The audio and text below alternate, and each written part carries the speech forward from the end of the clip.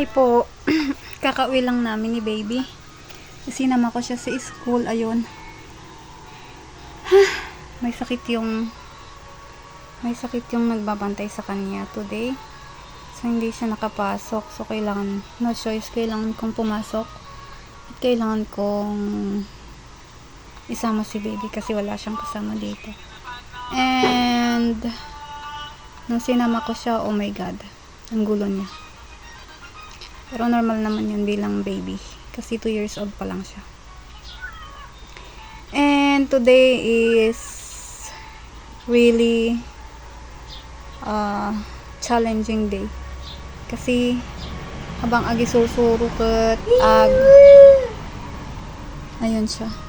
Behave na siya kasi nasa bahay. And I told him you have to take a rest and then I will prepare your bath. So, keep watching po sa mga videos namin. And I hope dadami pa po yung subscribers namin. Ang gulo niya sa school. Pero okay lang din para at least nailabas siya. I mean, nakisalimuha siya sa mga bata.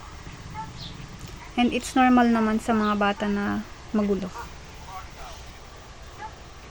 Thank you.